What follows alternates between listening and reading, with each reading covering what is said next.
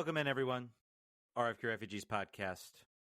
Ted here, Jon here. You know, Jon, it's not every day that you get to wake up and say that you have as much experience running a soccer team as the current CSO of your favorite local soccer team.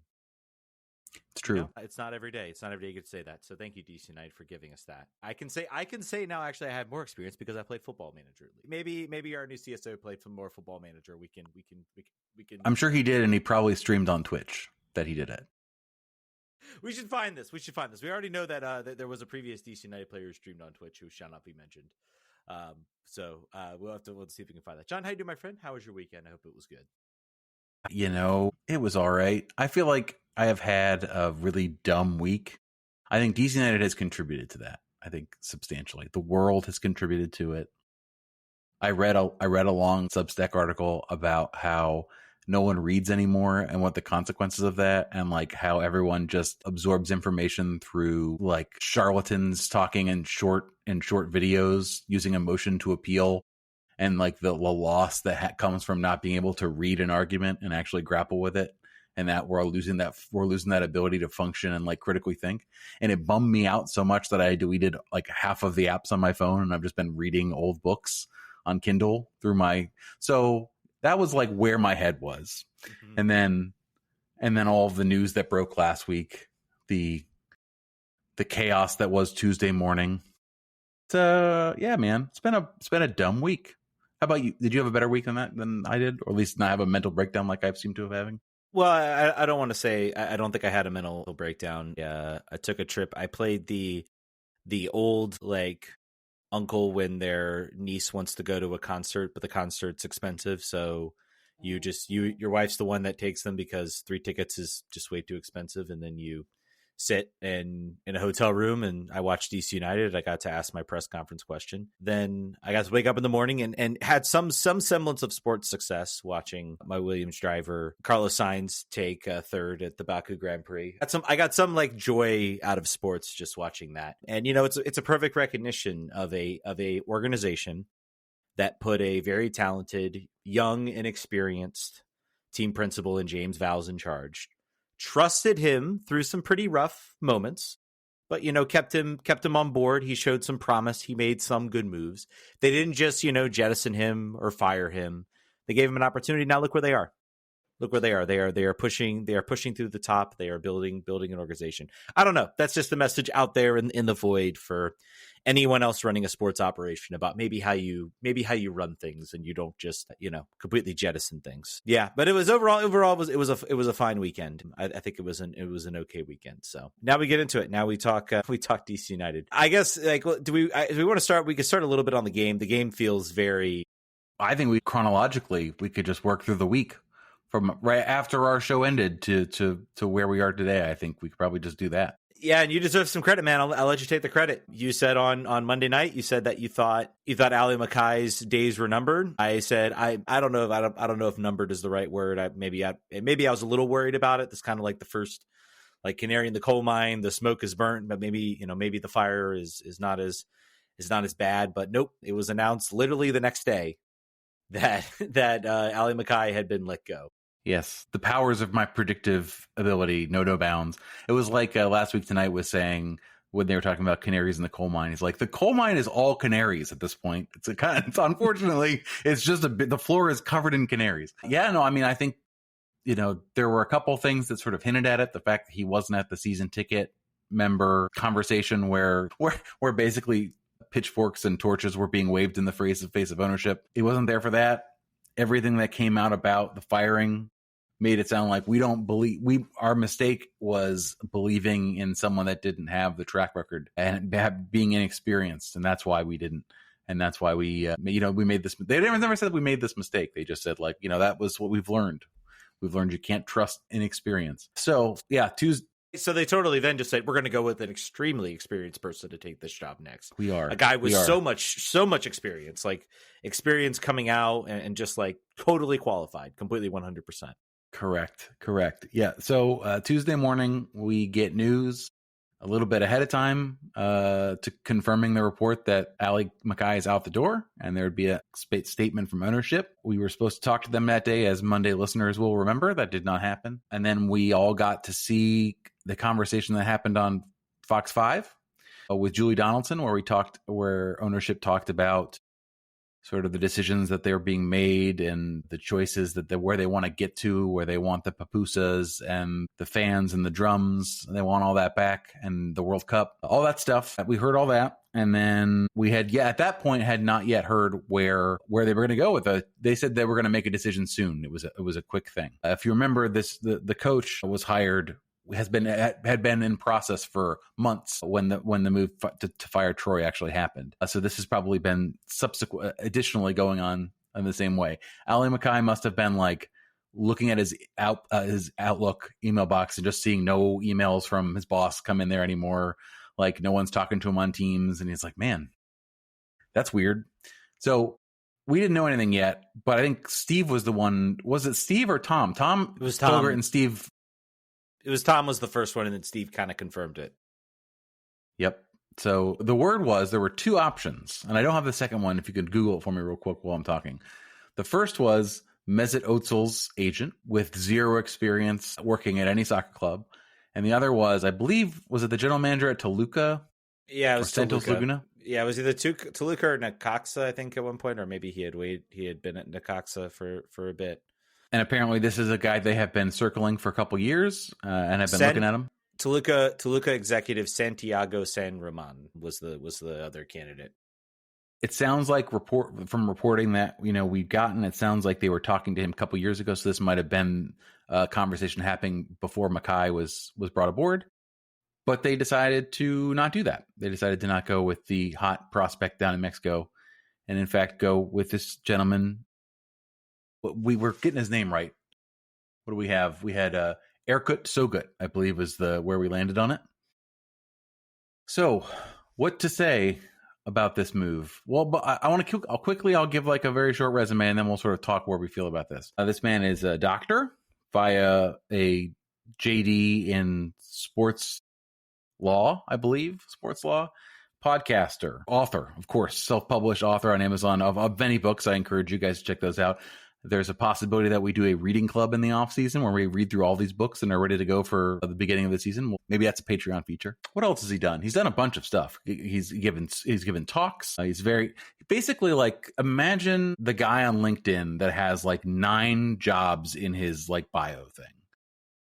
That's this guy. This guy is your LinkedIn power hustler kind of guy. And again, headlining the most important thing, no experience at the club level. Siri obviously has been a player agent for quite some time.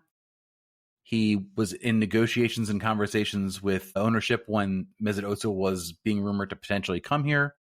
And then also the coffee shop fiasco. That was one thing, was that we may not get the player, but maybe we'll fill in the vacant retail space on the south side of the stadium with the coffee shop. That never happened either. But also he was hired as the headhunter for Rene Weiler. He spoke to the ownership and was like, this is the guy you want. Sure, he's doing front office stuff now, but he was a coach right before then. He's great. You're going to love him. Check him out. And they do that. And they say, yeah, we're going to hire him. And then they said, you know who I really like, though? I mean, we were hiring a coach, but you know who I really liked was that other guy, the guy we talked to all the time. He just had it. He had something. He was the hardest working, smartest guy we've come across in soccer, I believe was the quote. So, by the way, in fact, they've had conversations with Bruce Arena as well. I guess he doesn't meet the cut as one of the smartest guys. No, he's dumb. Nor does he work hard. So, oh my goodness. So let's go. What do we think about that? Well, first, what do we think about getting into Ali? Let's start there. Let's start at the original sin here. Because you said you had I think you have a lot to say about giving up a plan before it's had a chance to be a plan. There's a reason, people talk a lot about bad CSOs, bad, ownership keeping people around, maybe too long. But there is a reason you keep CSOs around for a long time, because they get started on a path. You went in and you gave Ali Mackay the ability to go out and hire staff. He's hired the GM, the assistant GM, I believe we saw is gone. He hired Kevin Flanagan, of course, to run the academy. He hired all of the scouts, the head people running the data analytics, like all of those people in the office. And he also selected a lot of the players. So you are after it took, we all saw what happened with this team in 2024, where they had to ride out a bunch of contracts that had been given to the previous regime. And that's what happens when you make a move and go after a CSO and sort of do this sort of midstream. 2024 was supposed to be Wayne Rooney's second year as coach. That was supposed to be his option year. Every single contract was sort of lining up to be that way, with maybe the exception of Christian Benteke's contract. But, they obviously brought him back. But everything in 2024 was lining up to be that sort of that next year in the contract. And you shift gears immediately. You bring in Ali Mackay, you bring in Troy Lesane, you allow your CSO to hire a coach, which we'll get into that in a minute as to why I think they're making this type of move, is because, again, they went to hire the coach before actually hiring the front office staff. And you make all those moves, and then to suddenly be like 2 years later, it's like you're back where you were. You've got a whole bunch. You're in an even, honestly, you're in an even worse spot, because at the very least in 2024, you still, like, a lot of the contracts you had on this team were like basically over the next year. Like a bunch of players were gone, bunch of really high. Now you've got a GM and a chief soccer officer that has chosen a lot of the talent. Mixed results. A lot of people people who follow the league say, this is like a lowest hit rate I've ever seen. I think that's harsh on some of the talent he's brought in. I think a lot of it has to do with the fact that he was not allowed to then go out and get a designated player.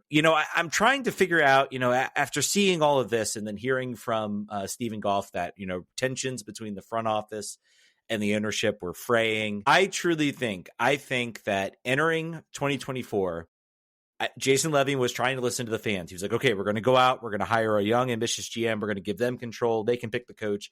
Everyone around us is telling us this is how we should do it. So we're going to do it that way. Then he let him have the reins for 2024. Wasn't much he could really do anyway.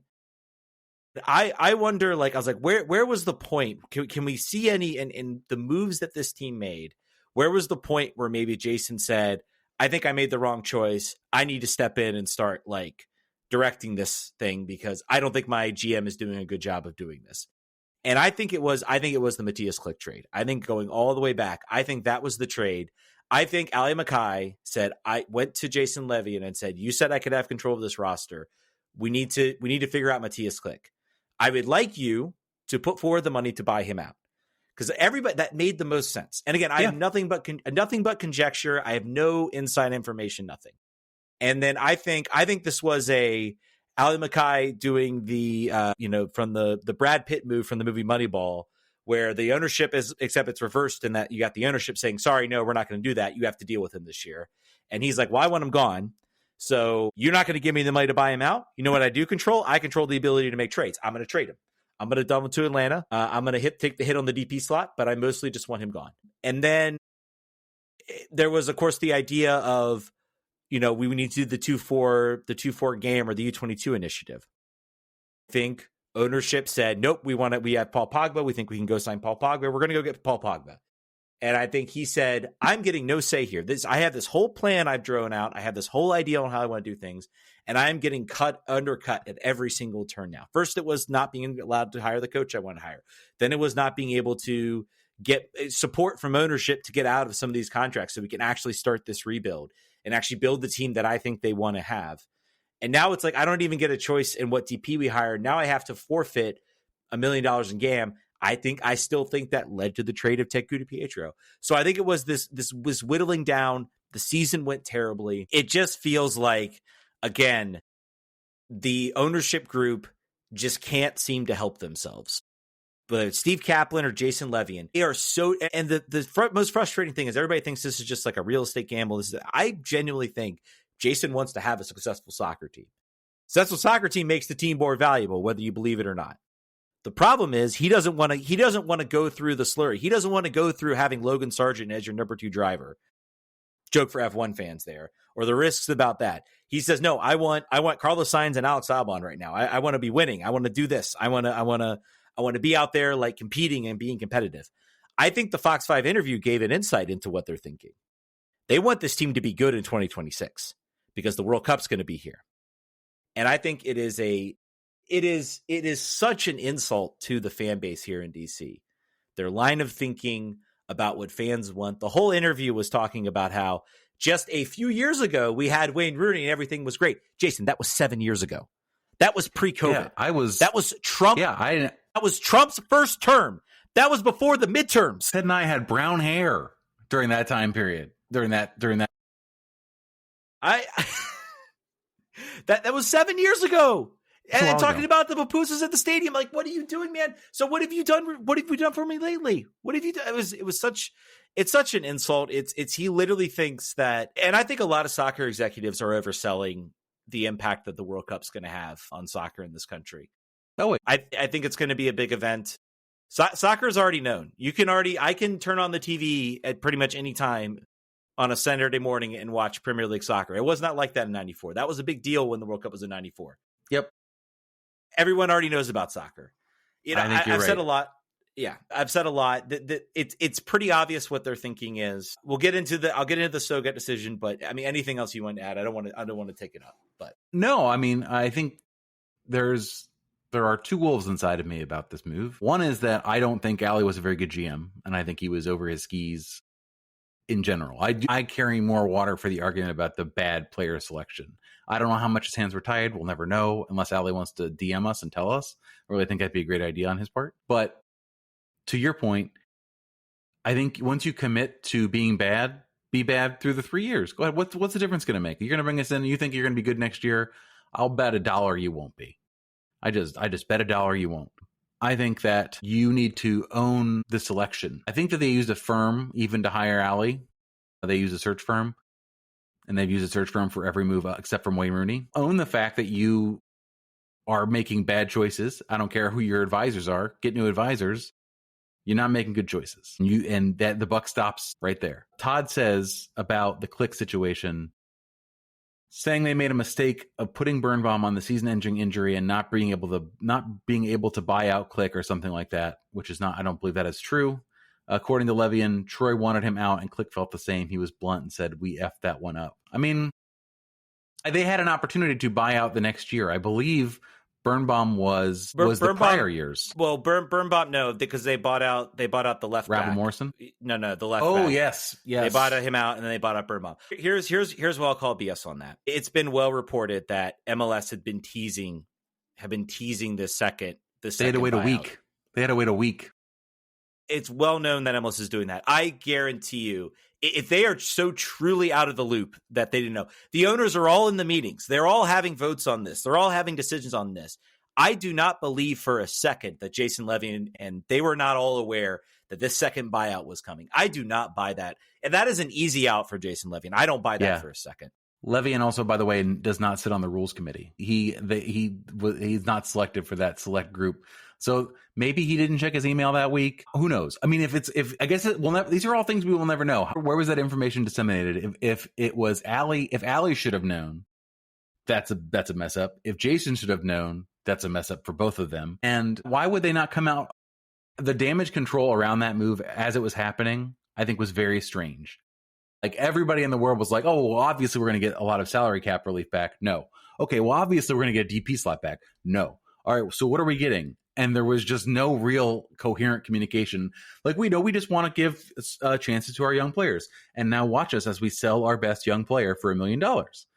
And then later use that same money to buy back an older young player to see where he's going to be. That dog does not hunt for me, I guess is what I'll say. And I don't think it hunts for you either. Go back and look at how when MLS made that announcement about the second buyout and how quickly teams took advantage of it around the league. Even Nashville took advantage of it right away. Right away. So this was very much well known.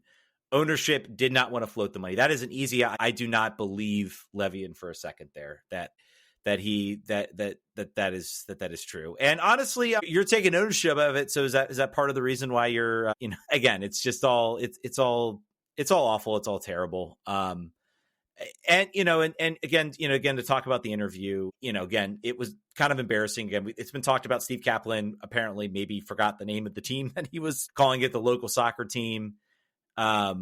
we awkward talk for a living. We've been there, not for DC United, but we've been there for other things. Yeah. Do you know what the most really the most embarrassing part? I think it was when the Fox 5 interviewer, and I'm not ragging on her at all. I don't think she was given much prep. I don't think she was given much time to prep for this. I think Fox 5 probably called her on her lunch break. It's like, hey, go interview the owners of DC United, or maybe that was that morning. Who knows? But she asked about the beer snake. Oh, do y'all participate in the beer snake? It has got to be the levels of embarrassment. And if Jason and Steve are not so embarrassed in that moment, that literally you have a stadium that is built to play DC United games. And the most known tradition out of that interview comes from the football team, the secondary football team that plays in the XFL that probably won't be here in a couple of years because Dan Snyder sold the team. That the fans of that team have created something more relevant right now amongst DC sports fans than anything DC United has done in the past 7 years. It's truly how do you not be embarrassed by what this is and then throw out this horribly unqualified chief soccer officer? He's unqualified. He is not qualified to run this team. All right, I got more to say. Yeah, any chance you guys could get an interview with Mackay and Lassane? Probably not. Those guys still have a year on their contract. Right. Talk to us in 12 months. Our DMs are open. You can even, just let us, we would love to have a conversation with you, but we'll see. All right, Eddie, I have some thoughts on the Sogut move. I have thoughts on what's driving it. Maybe it's obvious. What are your any other thoughts, I guess, you have about Mackay's firing? Anything related to it? And I'll let you have the first word on this. Sure. Yeah, I think I've been reading. So I think when the news came about, there's like one guy on Reddit that's into this move and is like, this is really going to give us an opportunity to exploit the international market, which is funny. As like, that's why it's like, oh, we've never thought of that. We've never tried to do that before. Now we're going to be able to do that because of a guy being an agent for a retired player. I think the entire world is sort of like, this is the burden of proof is heavily on DC United to prove this is not a ridiculous move. Because on its face, it is. Every analyst, every podcaster, every league observer has said this is an unserious move and an insult to the fans to bring this guy in here. If it's not, ownership has to do a really good job of explaining why that is. And it can't be that he's hardworking and smart. There's lots of hardworking and smart people that are out there that have done any related job before.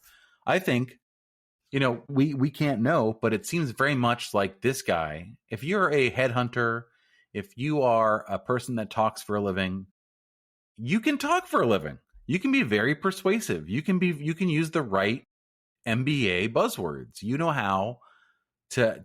There's a thing that happens in professional spaces where when someone speaks like you, and when someone comes from the sort of same milieu and can use words like panoply and throw things out there like that, you inherently trust that person. You see yourself in them and you say, I don't know what it is about that guy, but I like him. And I don't think it's that he reminds me of me. It must be something else. It must be that this guy is in fact just great.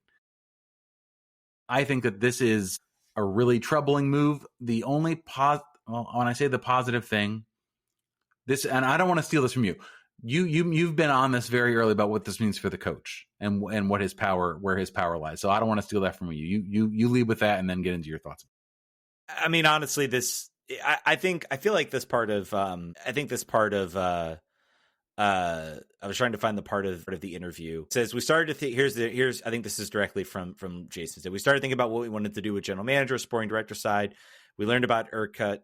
And as we talked through the candidates, we really wanted to realize they were him. Number one, the strong partnership with Rennie about how to build a squad. Number two, interrelational relationships. So I think they're underselling a little bit. I think this is all about, again, you've already hired the coach. And let's be fair. Renee is showing to be a pretty good coach. This team is showing to be more organized. There are players, and I talked about this on my Blue Sky, is like I'm watching players that people wrote off and said, oh, they're terrible. And I'm watching them elevate, play better. The effort is there in ways it has not been for months. And I'm like, maybe your GM, your chief soccer officer screwed up in the first coach hiring. Maybe you finally spent the money and maybe the guy's talent evaluation wasn't all that bad. Maybe he actually had some ability to get talent. Kai Rolls has looked great. It was so, the biggest thing was like, it was like, I couldn't tell what the difference was between, Kai Rolls and let's say, and who's the guy who got red carded? Oh my gosh, why am I blanking on his name? The guy who was not, yes, on our team, who got red carded in the game against Orlando with Bartlett. The guy who got red carded. Who got red carded against Orlando? He was not playing that game. I can't think of his name right now. Why am I just so badly blanking on it? Anyway, but the difference between sort of the first guys and the second guys, couldn't really tell you difference, and I could tell the difference as soon as.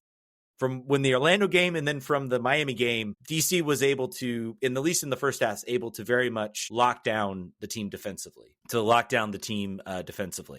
that's a difference. And, again, Barraza out here, people have been talking a lot about Barraza.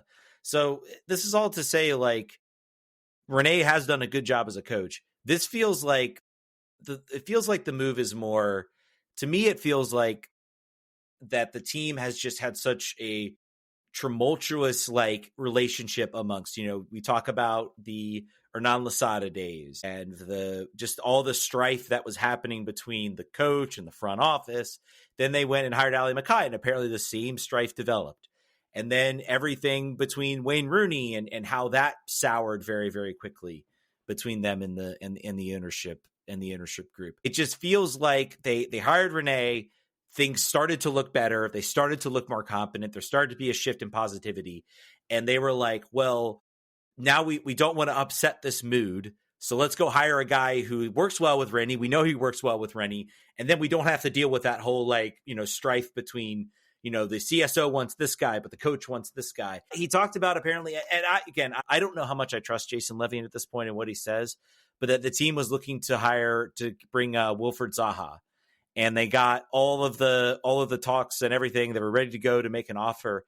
And then they went to Troy Lesesne, and Troy Lesesne's like, no, I don't want that player. He doesn't fit what I'm trying to do. And so then they stopped everything. And that just kind of shows you a little bit about the chaos, I guess, about how this team is run. Like, you would think like everybody would be on board. Like, you would have a meeting where you would discuss these decisions. You would look at the players and between the manager, the coach, everybody. And everybody's like, yeah, we like that player. Let's go get that player. That player fits what we want. It's just, it really just shows sort of everything. So I think that's why he's here. Yeah, maybe there's some sort of connection they feel like he has in the international market. That's what he brings to the table. But I truly think it's because he's not going to upset Renee. We like Renee. We want to keep him here. We want to keep him happy.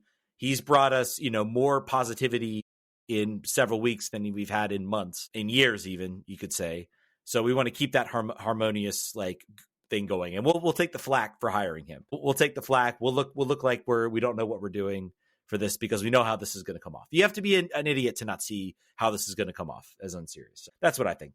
Tell me I'm wrong. I can't. I will tell you that. I would tell you that betting the farm on keeping a guy happy who hasn't stayed at a job for more than 2 years since 2011 is probably a bad strategy. 3 years, 2 years, 1 year, 1 year, 1 year, 1 year, 1 year, 1 year.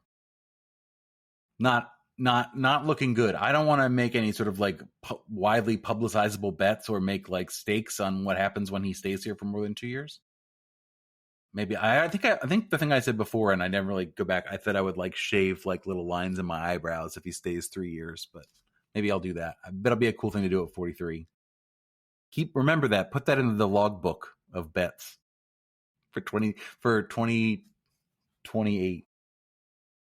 Yeah. And again, the ask of what you're asking this guy to do with very little experience is to overturn a roster where next year there is going to be not a lot of wiggle room. Let's talk about the players who are here through 2027 right now, according to the MLS roster profiles.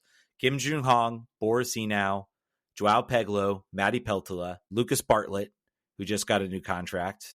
Karamoko, yeah, that's, again, Garrison Tubbs, Gavin Turner, that's all fine. But you've got, let's see, of your TAM players, 1, 2, 3, 4 of the 7 of them are all here through 2027. And the rest of them have guaranteed contracts through next year. So you are either trying to offload and sell some of these players, or you are trying to figure out a way. It's going to be 2024 all over again. It is honestly going to be 2040. The only bright side is that you look at your player, Christian Benteke, your DP. You do have you can have 3 DP slots. And they will, according to the interview, they will be all filled up. That was said before a general manager was even hired, before maybe I'm sure that the coaches had preference for that. But the roster build size out was decided at least in that interview on last Tuesday. Great. You can save a kilowatt of power emailing the MLS office to not change your designated player model. I want some information on that. And this is something I've kind of looked like. I don't think MLS has made it clear, I guess, when you say you're going to apply the switch. Is it possible? And this is why I ask. I genuinely want to know. There might be an answer here that I am just missing, or there might be an answer here that and there may be a perfectly reasonable explanation for me. But tell me, is the reason that you have to basically tell MLS, it would make sense. Before the window opens, that's the deadline. You have to say, this is the model we're going with. And you can't change that. Once you do that, that's it. Here's your GAM, go do it. That would actually make a little bit of sense. That might be the reason why. But so far, I have not found anybody who's told me why. But it would make sense. You want to assume there's a reason, and it's not just that we decided not to spend $2 million that we could have spent on the roster. Exactly. Yeah. Because that's a thing that hurts to believe and is really hard pill to swallow. So we're looking under the cupboard, we're opening all the sliding doors and saying, is the answer in here? Is the reason, was there something hidden on the back of the rules that we didn't read? It's possible. It's MLS. Yeah, I mean, you would think too, because apparently, guess who's back, guys? Guess who's back? That was where I was going next. Yeah, it was the guess who apparently is still a part of the team. Apparently, when according to the interview with, if you listen to Pitch Pass, they've had coaches show up. And this came from Pablo Maurer over at The Athletic, that everybody's favorite GM, Dave Casper, is apparently having a role in decisions that are happening along the team. We got to put our hands up. We were wrong, folks. We were wrong. We told you. We said, he is a figurehead, guys. He took a buyout. He's just sitting around. Don't worry about it. We're wrong. He's in there. He's part of the welcome wagon. I bet he's still doing stuff. I bet Chad Ashton's probably still doing stuff. They got a whole retinue of hidden people over there still working, probably in Ashton. I will contend that I don't think we were wrong until the summer or until the May or the spring, when it seemed pretty clear that the team maybe was trying to, and who else are you going to do? And they went to the old hand and they said, let's just bring Dave back in here. He's sitting around. We need someone who knows how to run an MLS team. And so that's why he's here. Dave was frozen in carbonite, and they thought him out, and they said, it's time, Dave. We need you to get some GAM for draft picks in 2029. Well, I think we were not wrong until, and I think it's changed over this year. As the years progressed, that he sort of was kind of re-brought back into the fold, into the decision-making tree. He was off the bench, kind of ready to go, so to speak. We were right until we were wrong. We voted for it before we voted against it. But yeah, what are you gonna do? You have your head coach, who I think is taking a more active role really in organizing this team, and you have a guy who's never run a soccer front office. Who the heck? They're going to have to get up to speed on all these different roster things. And if you need an indication on where it is, in the press conference, I asked, and I debated whether to ask the question. Maybe it was a better Wednesday question. You said it was probably a better Wednesday question. I was like, you know what? This came out on Friday after the press conference. So I think it's a perfectly reasonable thing to ask why we're on the designated player model instead of the U22 initiative model. Coach said he didn't know. You know what? I'm not going to be mad at him. He's new to this, but I think it's more of an underselling. He probably didn't know what the heck I was talking about. He probably didn't know what this thing was. I wonder if I hoped at least that question would spark and be like, what was that guy asking about? To initiative. Oh, let me Google that. Oh, we could have had $1 million in GAM that we could have used to help our roster. And you idiots didn't do that. What is going on here? Again, he talked about how he wants more players. He wants better players. Yeah. Rene is the only guy we don't have smoke with right now. I feel like Yeah. we're big Rene guys right now. So that's the one guy that we don't have any harsh words with. Yeah. All right. They played a game. Yeah, they played a game. They did play a game. Well, one more thing to talk about. The thing that's come up, the MLS Next Pro team in Baltimore. Aha, yes. The long running team, Jason's brought it up again, says, oh, they want to have a stadium. They're supposedly, apparently it's going to be Carolina core. It's going to be a relationship, a loan. Sounds similar to what they had with the Kickers. It does not sound like they are taking anything over. I mean, on the one hand, I guess it's good that you have a sort of fast track agreement that you can get together and loan players out. On the one hand, on the other hand, it's like, again, it's like either do something that's actually going to help your team or not. And this is kind of like very much like just a null moment that it's not going to be what they think it is. I don't know, man. How do you see the relationship or the Next Pro relationship? I'm driven insane by this because this could have been done from the very, very start. They could have pursued two activities at the same time. You could hold two things true at once. One, we're going to build a team in Baltimore. We're going to build a stadium. We're going to link up this region and take this turf back for DC United for player evaluation, for the academy and all these things. And that's going to help us. And we need to play these young players. We need to not waste years of development. What could we do in the meantime? Well, we could do sporadic loans to the team that we just sold most of our stake and ownership to in the USL Championship, or we could just not send them anywhere. We can send them to Chattanooga randomly in the middle of the year after, I would say, like half a season of not playing. What would you say probably for Gavin Turner? I'm driven insane by this because they could have gotten an agreement like this from the very beginning, and they didn't. And being on the outside, the only explanation to me, is that DC United wanted to keep pressure on Baltimore, making this an urgent situation, that they have to move faster, that they're going to go somewhere else if they don't hurry up and get this agreement done, if they don't allow DC United to build where they want to build.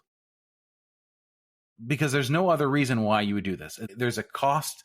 The cost argument is null because you have two stadiums in the region you could play at them. You could play there.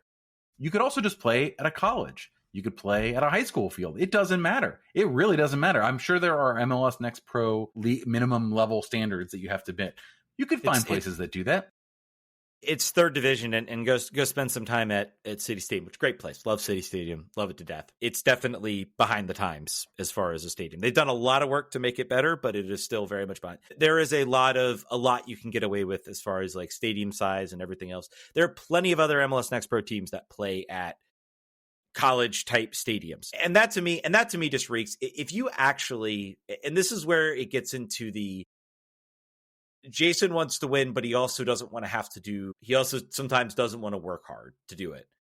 And this is a perfect example. The MLS Next Pro team is a perfect example of that, because if you really wanted to put down roots in Baltimore, start the freaking team, have them play at UMBC, build a community relationship around that team, get people organized, hire a staff to go out and do groundwork, get people, hey, there is a soccer team coming here. Take some Bobcats players that used to be on that team, some guys that are from the community. Exactly. Like, promote it, go to these colleges. Like, you want to show they are very, very lucky that there is no other ownership group out there in USL that is interested in starting a team in Baltimore. I have no clue why, no idea why, because that area should have a professional soccer team. Go do that stuff. And I think he feels like, well, I did that with DC. I don't want to do that with Baltimore. I think maybe you're right on the pressure. Like, I don't, but how do you know that's going to work? And how is anybody looking at what, like, the operation that DC United is running and thinking, yeah, we need this in Baltimore? Or they could just wait a little bit and maybe there'll be some other owner that's going to come in. It will not shock me one bit. It will not shock me one bit if eventually some other ownership group comes in and says, hey, we're actually going to start a team here. We're going to play at UMBC. We're going to play in the USL League One. So we have a lower standard we have to start with, but hey, get us a stadium, and we want to vie for the championship. We want to vie for the Division One. We talk about USL and promotion and relegation. I think you are seeing certain organizations. There's been a bit of a boon down in the USL League One, and I think a lot of that is related. You have the Cosmos coming back in New Jersey. Whether it's all smoke and mirrors is one thing, but the promise of kind of this promotion and relegation And there have been teams out there, I think in Albany, that they were debating between Next Pro and USL, and suddenly they're going with USL because USL is going to have Pro Rel. They're going to be like an actual league. And that's an opportunity to sort of bring some more like civic pride to the area. So you're seeing a lot of organizations kind of flip and say, hey, this league's doing this cool new thing. Let's go join that thing. Whether it works out or not is one thing. I'm just stating that right now, MLS Next Pro is not necessarily looking like the attractive option for, independent type teams. The real big question is going to be with DC is is there going to be some other group that's going to come in? Again, this is better than nothing, but again, it's still not great.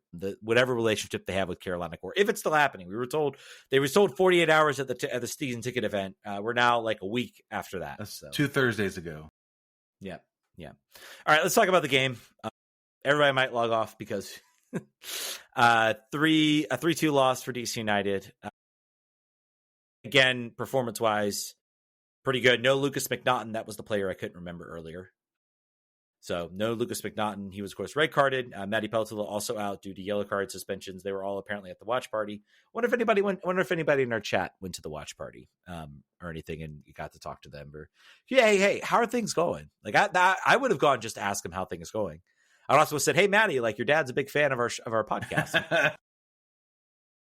Really get him embarrassed. Exactly. Just turn on the embarrassment. But overall thoughts on the game, I guess DC playing pretty defensive, but honestly looking like I thought they played pretty well in that first half, all things considered. I don't want to say it's a 50-50 game. They ceded possession. They played kind of a 4-2-3-1, kind of relying on Cervania and Jackson Hopkins to kind of like just gunk up the middle. I thought they did a really good job in the first half. It was clear their goal was, do not let Messi get the ball. Like, just whatever you do, he cannot touch the ball. If you can stop that, you can stop a lot of what Inter Miami wants to do.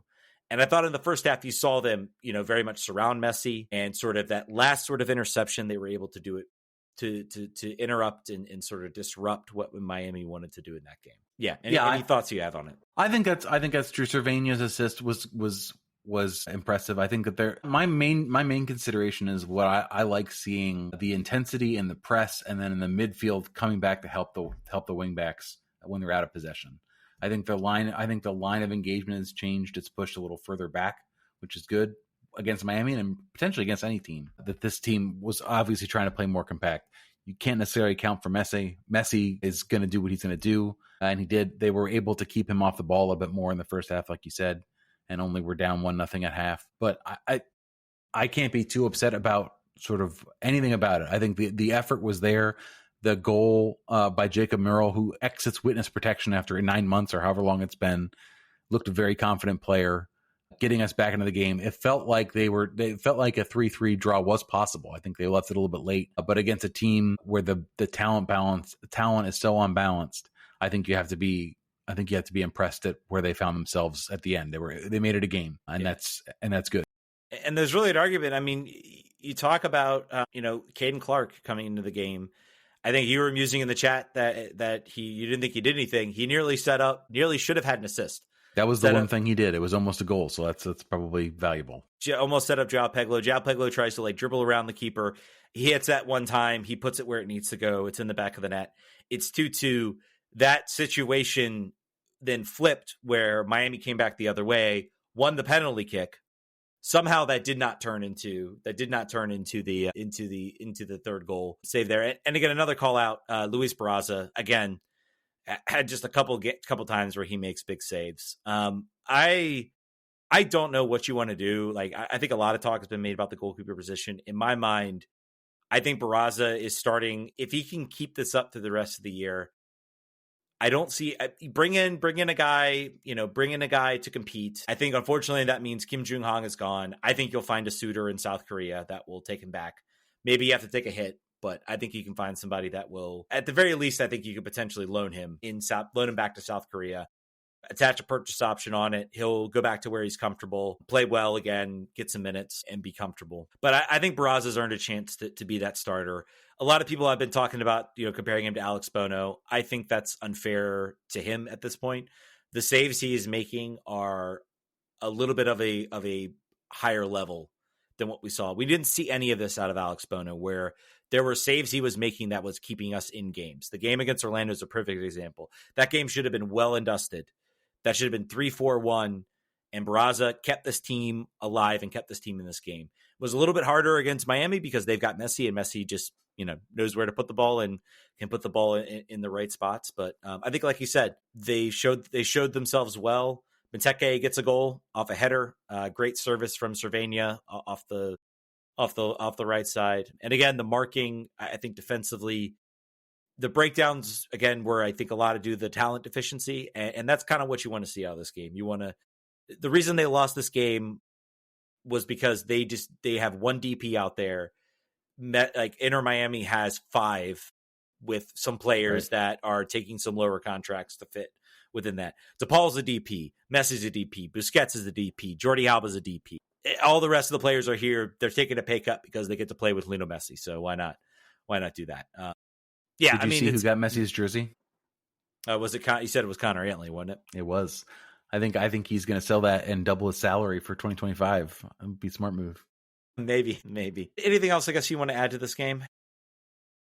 I was Jacob Merle scoring a goal, getting with only like 10, like basically 1 minute plus stoppage time of action. I think is really promising. I'd like to see him build on that as we go along. I think anytime you were thinking about putting Dombaji in, you should put Jacob Merle in for the rest of the year. I think that should be your major concern.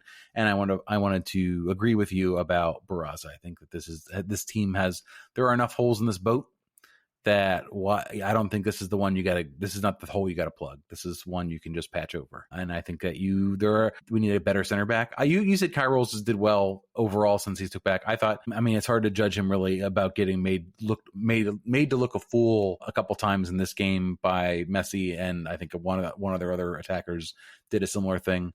It's going to happen. I still think this team needs, we've done a million times what this team needs. This team needs a really good center back. It's just unavoidably true.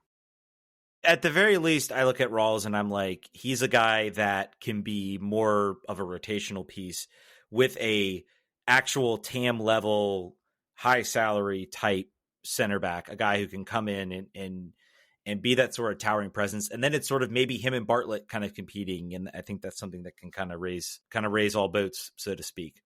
Yeah, he's looked a little better. I think McNaughton is been the weakest of our defensive line at this point. I'm ready for him to set sail. He's the player I could not remember. We're getting a lot of nautical allegory or analogies here. Yeah. We're underwater. Right, we got some questions here. Let's get to one. DK in PHL says, Sicko since the late aughts here. Personally, this is the most dire situation the club has been in. 2012, 2013, the product in the field was objectively worse than the current team. Disagree a little bit with 2012. But it still didn't feel as hopeless as than it does now. I will say in 2012, we did make the was it Eastern Conference semifinal / I think it was the final. It was the second highest points per game we've had 2006. Yep. Back then there was just a less talent league wide, and the gap between good and bad was easier to close year over year, and there was a general feeling of hope for the future. Once we get the stadium built, some new owners will finally be able to buy big players. In short, the team was dog poop, but people still cared in a maybe next year kind of way. Now I have no faith that the team will be near enough to compete for the championship. Living Captain have real estate holding company with a soccer team attached to it. The on-the-field product and stadium experience seem like annoying things they're required to do, so they can focus on the business parts of focus on the parts of the business that interest them. I would love to ask them and Sogut when they truly believe DC will be a credible MLS Cup contender. Is there a 3-year plan? My theory is just looking to spend enough for the team to finish between 6th and 9th, get bounced from first to second round of the playoffs, do the bare minimum to get the critics off their back so they can go back to the crypto deals or whatever. Again, I've talked I'd kill for us to be in 6th place every year from here on. That would make this podcast about 150% more fun to do. Yeah, give me that. I will contend, like, if I still think if this were truly just about like what a lot of people say about this, about sort of the real estate development, then Dave Casper would still be the GM of this team. They would just kind of cycle through coaches every year. Which maybe he is, actually. Yeah, maybe he is.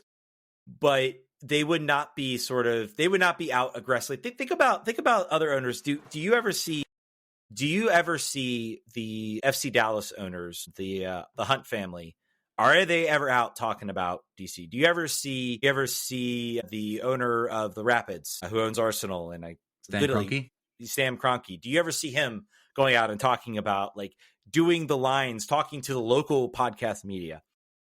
Jason would not be doing this. And again, you can look at it as cynically as he knows he has to do this to try to convince people this is good because they're bleeding season tickets. People are mad. The pitchforks, everybody's upset. Or worse, there are plenty of people that just do not care anymore. They're just like, we're done. I'm done with season tickets. I'm done this. They can see those in the numbers. But that all comes from the fact that they want to build a good team because they know that all leads to more of what they want, if you want to look at it like as cynically as it is. Again, I mean, it's a business, so that's the core of this here. They understand that the product has to be something that people want to see, which is what we want. So that's where the synergy meets between the owners and the fans. It's that they want the same thing. They want it in different ways, and they'll talk about it in different ways, and they have different ways of evaluating success, but they want the same thing. And, I think that there is a very strong chance that they are going to fill all 3 DP spots. They are going to spend. And I don't care if it's to get to 6th place and shut people up. Great. Shut me up. That'd be fantastic. I think that if you just look historically where this team is, I will grant you that the latter days in RFK, the Open Cup in the year where we set the record for 0.47 points per game, awful, dog ass, miserable to be a season ticket holder of, which I was. There was the cavalry coming over the hill. The new stadium was going to change things. It's going to be the glory days again because the stadium will come. And then it came, and then we weren't. And now that has sort of punctured the balloon for those people because there's no cavalry coming unless you believe ownership and that you trust them to make good decisions that put us in a place to be successful. And it is not illogical for people to say, don't buy it. I don't buy it. I've heard a lot of talk. I've been in the same place before. I don't buy it. And you called out the most important thing. It's not so much, it's annoying and dumb to have the podcaster saying you guys are making bad decisions and sell the team. That's annoying. But worse still, as you called it out, is people just don't care anymore. Yeah. They just don't. They cared before, and now they don't anymore. They're just doing different stuff on the weekend. They tried, they stuck in as long as they could, and then they just left, and no one filled their spot. And that's really the problem. Team Plymouth still. There are no drums going on at the stadium. The stadium is just silent.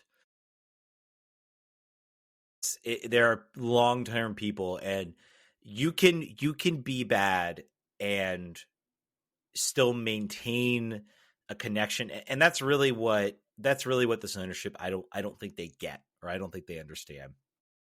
And is that this team was good in 96 to 99 to 2004, 2006, 2007, but they navigated some really rough seasons, 2000, 2001, 2002, and they did it by very much maintaining a very close connection to the community, to the fans, to everything else.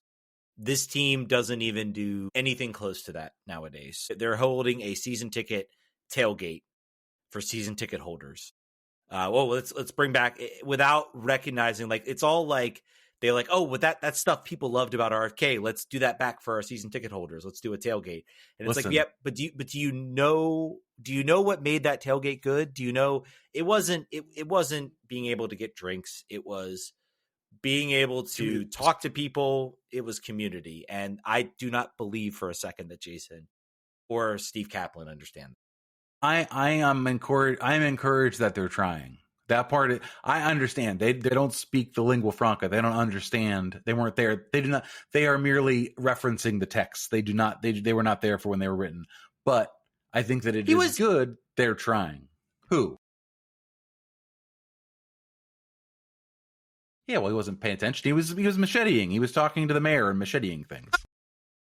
I'm done with saying that this team is trying. I have been saying the team is trying for the whole 7 years I've had this darn podcast. I'm done. You don't get to try anymore. You get to do things that work. Having a tailgate for season ticket holders does nothing. Absolutely nothing.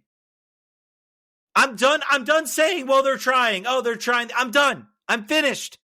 You don't get to try anymore. You don't get any benefit. The amount of doubt, you have no more benefit of the doubt. I have no reason to trust anything that comes out of your mouth. The seat's right there, Jason. I want you to sit down. I want you to answer these questions. I will give you an opportunity to talk. I want to ask you tough questions. There are a lot of tough questions I want to ask you. But I don't know for a second I will believe anything that comes out of your mouth, because you have given me. I want to pull up when they hired Ali Mackay, and they're saying the same, a lot of the same. Oh, he's an incredibly the guy at Google that recommended Ali Mackay. Oh, he's an incredibly smart guy. No, I'm done. You've run out of chances. And people tell me all the time, like, oh, you're too positive. You're too positive. It's because I have to do a podcast every week. I do not know if I feel positive about this team anymore. I do not know if there is any hope. I still want to do the podcast because there's a lot of people who still care about this team, want this team. I want this team to win. Part of me, when this was happening, I was like, I don't even know if I want this to work, because what does this say? If this works, it's just like the most stupid thing to happen. It's like literally them doing the stupidest thing possible. And yeah, cynical, everything about it. Sorry, I didn't mean to have I'll let you talk and finish. But I just meant the ticket salespeople trying to do something and anything to make people happy. I don't mean the owners. They didn't come up with this idea. I just meant whoever was like, I don't know, let's try this thing. They're not just like, it's Latino night and we're gonna spell the people's names wrong on the board. That's possibly fair, but I don't know, man. It still feels. I feel like it feels incredibly, even for the people there. And I know those people don't get a lot of say, and it's just like, I don't even want to give them any sort of credit of they're trying this. I'm like, no, they don't deserve it. I'm not going to go and badmouth people doing their job. That's fair. But, they've run out of chances. I don't want to hear anything more about, well, they're trying. It's done. I'm done with them trying. They're trying and they're doing it badly. All right. Anything else you want to add? All right, I think that's going to do it. We might have burned our chance, so I don't know if we'll have Jason Levine or Steve Kaplan on this show. Probably not. So I hope you guys enjoyed it. Thank you guys for listening. We'll catch you guys next week. Vamos. Vamos.